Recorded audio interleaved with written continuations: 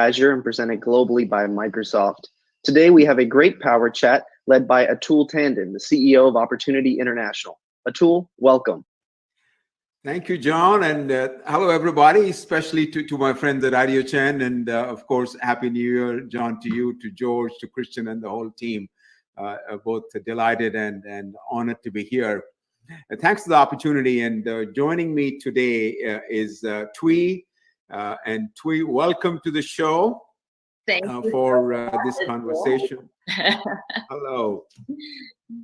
Well, Many of you know me, of course. I've been with IdeaGen before on conversations, but especially Thuy and I especially thought this was an important event where Thuy could join me. Thuy is the co-founder and president of the Global Mentor Network, an organization that is really committed to bringing leadership development and mentoring to the ends of the earth, so everybody can get a chance at becoming realizing their own potential and becoming the leader they should be. And, I thought of no better person to join on this conversation as we really talk about the impact of COVID-19 on the people at the bottom of the economic pyramid, on those who are left out and left behind. I know it'd be a great conversation, but Thuy, welcome. Thank you so much, Atul. It's my pleasure to be here. And I should note that, speaking of leadership, you're a wonderful leader yourself. I've, in fact, interviewed you for the Global Mentor Network, and you're one of our star mentors online. And so it's a pleasure to be here with you. Thank you so much, Thuy. It's really been a privilege for me to be part of the Mentor Network and to see that work. And frankly, more than, for all of us to see the people who are impacted, and how their lives are changed, and the joy that we can bring them now with all the power of technology. You can do it at scale without having to worry about being in person. So I think there are silver linings in these dark clouds that seem to surround us. Yeah. But certainly, we have to be real too, right? And there's the silver linings, but there also have been major challenges this past year. And I know that you've done so much hard work in this arena, Atul. This has been a tough year for all of us, especially for those who were already vulnerable. As an organization, I know that Opportunity International serves those who live in extreme poverty, as little as $2 a day. And you have seen, Atul, firsthand the ways that the pandemic has devastated communities around the globe. But you've also seen the way that families have demonstrated remarkable dynamic resilience amid these unimaginable challenges. And so I can't wait to dig in with you. So what do you say we get started? Let's do it. Thank you. All right. In the New York Times, there was an article on January 2nd where Nicholas Kristof reflected on the way that COVID-19 has impacted families. And he wrote this about families in developing countries. This is a quote: "If you simply look at coronavirus numbers, you might think that poor countries had dodged a bullet, but the indirect effects have been devastating. A pandemic of a coronavirus has been followed by pandemics of hunger, disease, and illiteracy." How has COVID-19 impacted families who are already living in poverty, families like the types that Opportunity International serves? Thanks, Thuy. And you're right. If for us, COVID-19, we can talk about the impact, but I think the right word to describe it is a catastrophe. And the catastrophe is economic, it is health, it is social, it is mental. And to give you a little bit of context, globally, if you will, about 60%, 61% per the ILO, International Labour Organization, people live and work in the informal economy, right? People who are in disorganized forms of labor. Those are the people that we at Opportunity principally serve. And about 1.6 billion people are, living in both poverty and informal economy. The estimations are that about 2/3 of them have had loss of livelihood. My gosh, 2/3. 2/3 of them have had loss of livelihood. So if you put the numbers together, 1 out of 2 people in the global working population today have either lost their jobs or have suffered loss in livelihood income. Wow. And these people are almost universally people who are, already poor. So you've got that very dramatic impact of now, less earning capacity, and principally because of lockdowns. Marketplaces are closed, no businesses are closed, there's no job, construction stopped, and so on. No Now, in safety addition to net of that, any it doesn't stop. Their no safety children. net for them, right? Of any Sorry? sort. Yeah. No safety net of any sort. Yeah, it isn't. I mean, that's, you are now, what do you do? Yeah. Compounding that has been the impact on their children. I mean, these are families, average is about five in size. 1 billion children, to 1 billion children at the peak of the pandemic were out of school. Hmm. Right? The majority of the children of the families who we serve, hundreds of millions of them, they don't have any internet access. They don't have food at home. They don't have clean water, right? And so you've got on the children now this. They're not going to school, so the social and the mental impact of their own development. Food at home is scarce, so impact on health, and there's a raging pandemic outside the door and inside the family walls. So you had increase in malnutrition, you had increase in child number of deaths. 10,000 more children dying a day if you're in some extreme situations, what we were noticing. So it's been pretty catastrophic impact in sum total.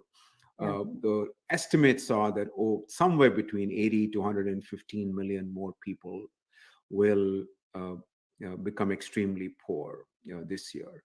Now, you have to realize this is the first time since 1990, 30 years, that we will see a net increase in extreme poverty.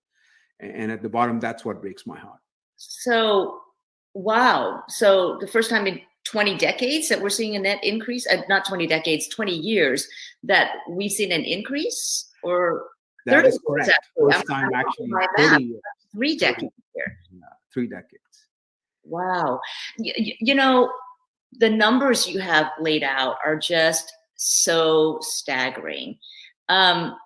Put this into context for us, if you will. How do you begin to respond to something like this? Because as you say, these catastrophes are coming from all sides, right? You've got not only the pandemic, but all of the ripple effects from that. You've got sour economies. You've got children out of school. You've got lost learning. You've got the social and emotional and mental health issues that come with that. Where do you start? We start where we are, where we find ourselves. We wish we could be somewhere else, but we are not. And that's also one of the lessons learned. Opportunity enters its 50th year. I have the great privilege to leading the organization now, not for all 50 years, of course, but in its 50th year. And that's what we find ourselves, is we start where we are. The clients we serve start where we are.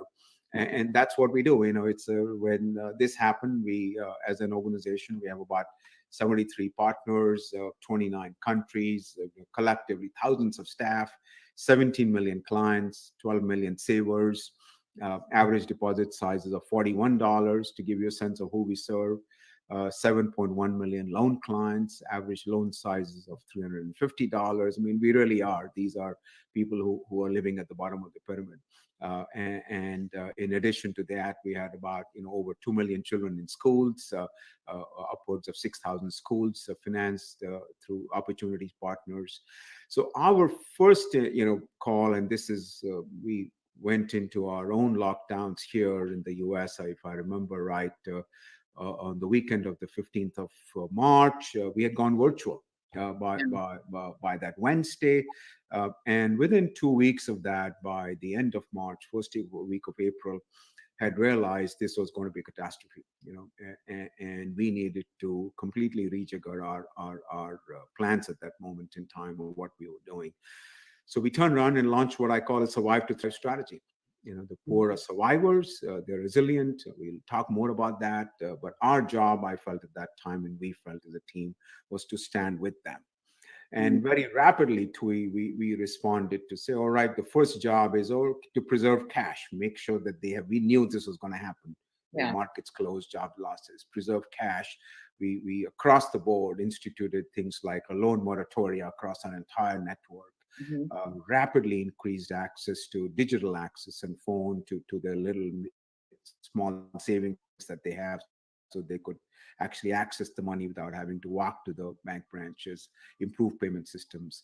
And then, because we are really thought of ourselves as first responders to the economic crisis, and our host and partner governments all agreed to that, we asked our staff, all protective equipment, did our own training, and we went back into the villages and the communities that we serve. I mean, we are not going to stand back and stay back, but we were right there with them, teaching them first of all to tell them what is happening, and why and how they could protect themselves.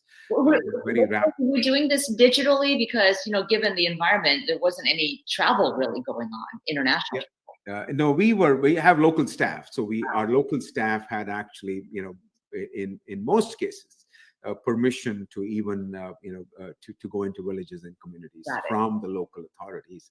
I have to tell you, in one case, I think we had permission to go out during the day. This was in, if I remember right, in Uganda, northern Uganda, and one of our staff members, he got involved with the local community gathering, doing some training, overstayed the curfew. The police picked him up and put him into jail for the night. Oh my! I mean, so dedication, though. Yeah. So what can I tell you? That comes with the territory. Yeah. But he wasn't going to give up. And hats off to him. But it all turned out well. So that's what we did. Our response was, all right, let them preserve the cash. And then very rapidly, now what do you do with them in terms of making sure, connecting them to local sources of support, local government sources of support, and then, very rapidly coming alongside. And I think the most important thing I would say to you, and I'm sure this is true in your life, 2 years in mine, and in all our lives, is I think that the biggest hope that we get in times of trouble is when we know that somebody is willing to walk with us. And I can say that's what I think my staff personified is both a shoulder to cry on and a helping hand. So that's how you tackle crisis. And that's what we've been doing now for, now close to 10 months is walking with the poor and making sure they have both the resolve to respond, but then the means to respond. That's been the journey. Atul, that means so much. We've had conversations about this. My background. I came here as a refugee from Vietnam. I lived in a couple of refugee camps in Guam, and then another one at Fort Chaffee, Arkansas, in the U.S. before finally resettling in Duluth, Minnesota. Having come from Vietnam, what a stark change, right? But something that you just said really resonated with me in that my family never could have survived without the kindness of strangers. And you guys are doing just that on such a big scale, 29 countries around the world, helping strangers in many cases, in their most dire, needy, darkest moments. And so I really applaud you for that. And what I love about you also is that you're always sunny. Even on super dark days, and when you're talking about the darkest, toughest, harshest conditions, you have an upbeat mindset about it, and I really appreciate it. And so I'm wondering, even in the midst of all the hardship that you discussed, you have a big goal in mind, which is ending extreme poverty. Is this still your goal now, despite the dramatic setbacks that you talked about, and all the pivoting you've had to do, and even progress moving in the wrong direction, right, over the past 3 decades? How do you go back to where things were? How do you get back to that point? Thuy, that's a great question, and thank you again for your compliments. And you're right. We all, I know you and I both can say from our own lives, we are stand here because of the kindness of strangers, of friends and family.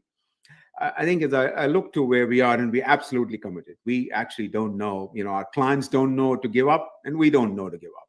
We are going to go ahead.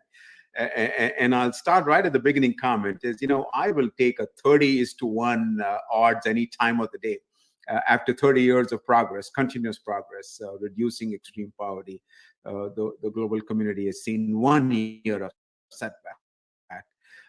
I honestly do believe that this year, 2021, we will go back to progress. So it's a 30:1 odds, and I'm going to take it. And I think you would too. So it's I would expect right. no one It's quite yes. In fact, if we could put the 2 chapters of 2 books of your and my life, we would have it right there. Why we should, believe in the other and people who nobody knows, who come out and do the work they do. But I think on 3 levels. One, why do I say that? One, and I'll start with our clients, and you want to start with them. We don't want to keep the end in mind, but the person in the mind, and then the end in mind. They are resilient. They are survivors. They don't know how to give up. All right, and how they do that, and I think you will, we all appreciate that is they do that by not only believing in themselves, but in believing in those around them. Right, we are stronger together. The way that the poor survive, if you will, is learning to live on little, but learning to love each other more and more, and believing in each other. And I think that sort of sense of core resilience comes with is one of the learned experiences of poverty that I do believe if we all look in our hearts and souls to all of us, we will find it there. Because we all, if not in our own lifetimes, in the lifetimes of our extended families, have lived through hardship. So so that sort of one is this resilience and the yearning to do more and to do better for the human spirit that is completely, you can't quench that. You see that amongst the poor. Secondly is organizations like ours, Opportunity. We are not the only one. There's a number of organizations, a large number doing.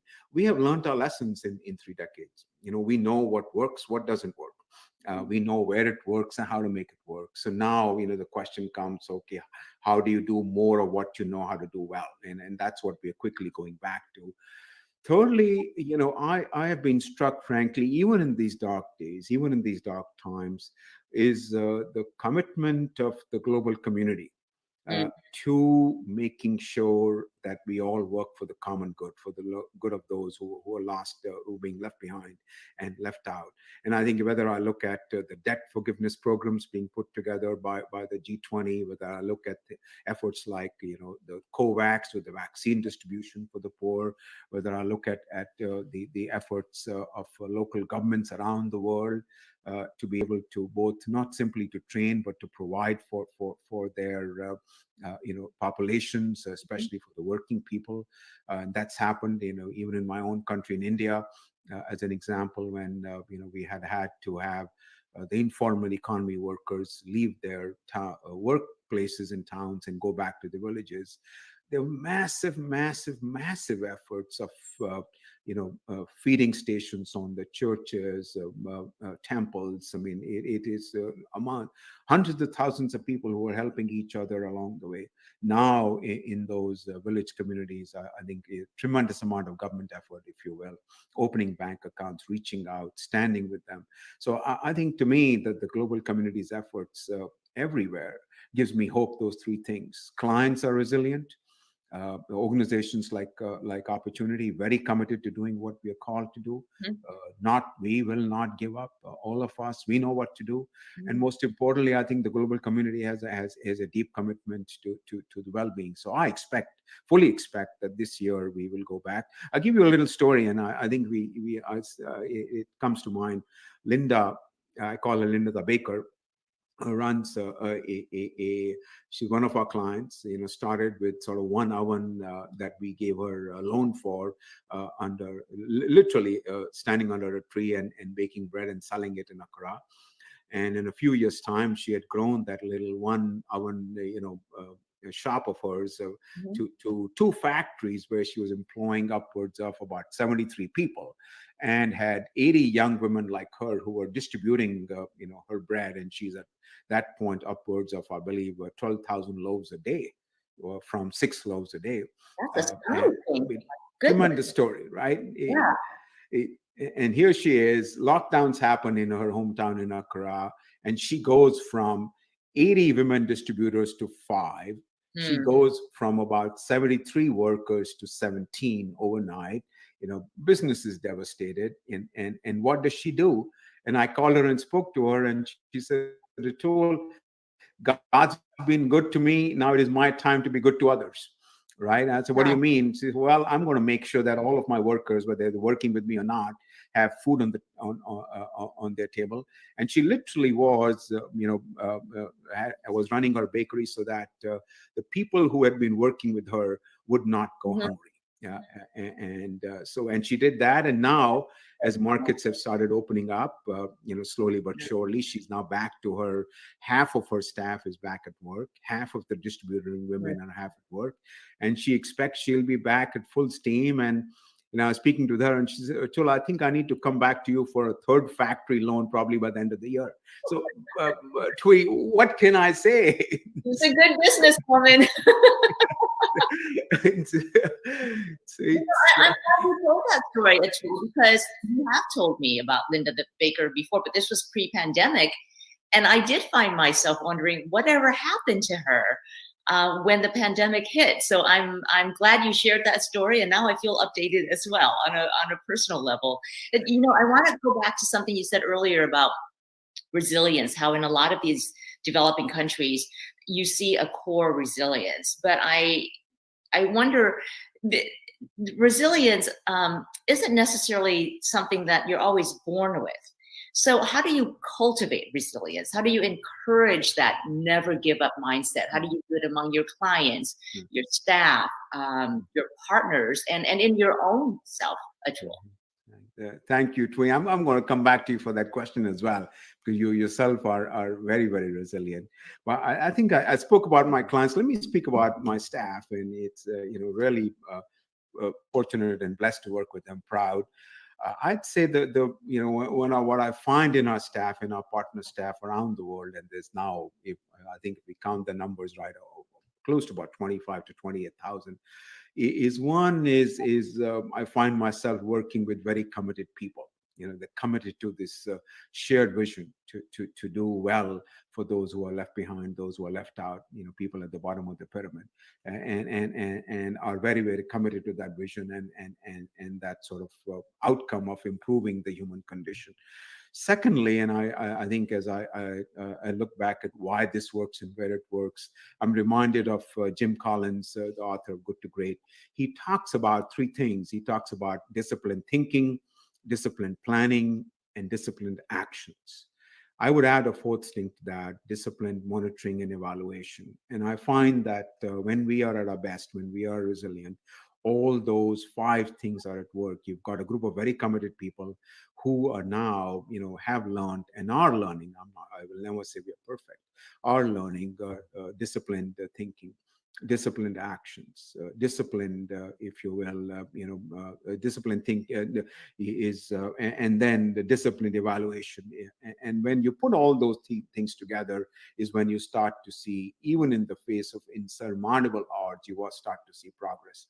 So, frankly, I would say to you, even just in the last year, through COVID, the team got together, helped respond, survive to thrive to the crisis across the entire network. Not one of our partner banking systems went down. All branches were open, staff at work. We, in fact, increased the number of services. Just in Ghana, the country I spoke about, they had a automated voice response system for our clients, 1 language. Overnight, they went to 5 languages. I don't know how many they are up to now. We tripled our staff in our agricultural finance group. In fact, raised enough funding for 3 years of running that program through COVID-19. We've expanded education finance, I think, into 4 new countries this year in the middle of COVID. Just got last week, 2 weeks, 2 big new awards from the US government for work in Zambia and in DRC. So, it is, I think, committed people who have disciplined thinking, disciplined planning, disciplined actions, and are very committed to a data-centric evaluation. That works. And frankly, at that point in time, my job as a leader turns to, okay, how do I help you to celebrate? How do I help you to recognize the good work and bring you back stories of what is working, why it is working? And you asked about the smile, and that's where the joy comes from, to seeing the lives of the people we impact change, but also in the process, frankly, our own hearts and lives are built up. And I'm sure you've seen that too. Yeah, yeah. Lots of, yeah. You know what? This whole pandemic has. You talked about silver linings earlier. One of the silver linings is that it has forced a lot of people to slow down and think about what's most important in life. And I think you've seen strangers reach out to another and help each other through these tough times, and people reconnecting with old friends, and really focusing once again on their families and on their communities. So I agree with you on that.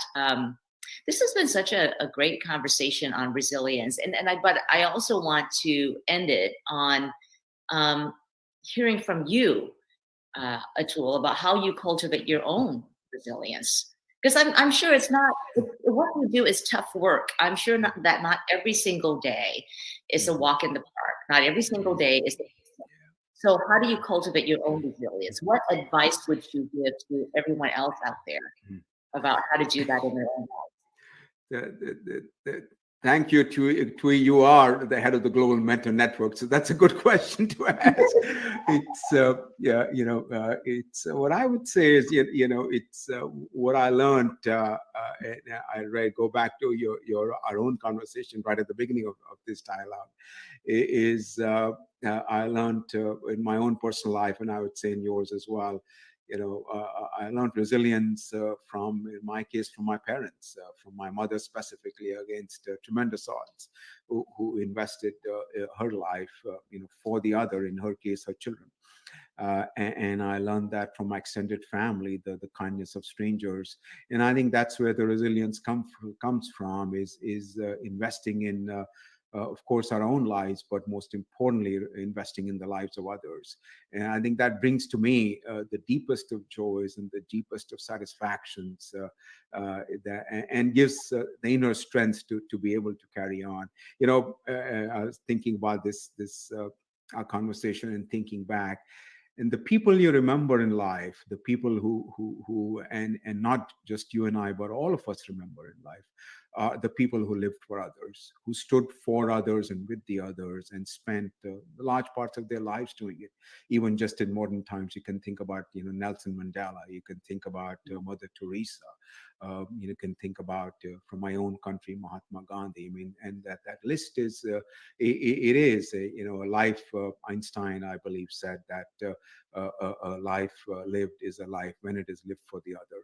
And that's where I find resilience in my own life, is believing in my case, that of course God walks with us at all times, but most importantly that we walk with each other. There's an African saying, Thuy, and I'll close with that, is if you want to go fast, go alone. If you want to go far, go with friends. So I'll close with that, and I'll paraphrase Mr. Rogers, who used to say, "Will you be my neighbor?"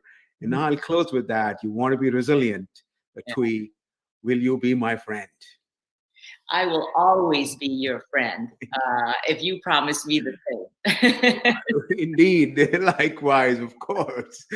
So, and I think that's where resilience comes from, to being friends with each other and walking through life with each other. So thank you. And helping to lift each other up. Absolutely. Atul, this has been a really special conversation. Thank you. And thanks to IdeaGen as well for allowing me to be part of this really meaningful, impactful forum. Thank you, Thuy, and thank you so much to you for taking time out of your busy schedule. I know you've got a lot of things to do, for making time for us today, and wish you well with the Global Mentor Network. I'm sure we'll hear more about that, both IdeaGen and elsewhere. And thanks to George and Christian and John for giving us this opportunity. So thank you very much, and back to you guys.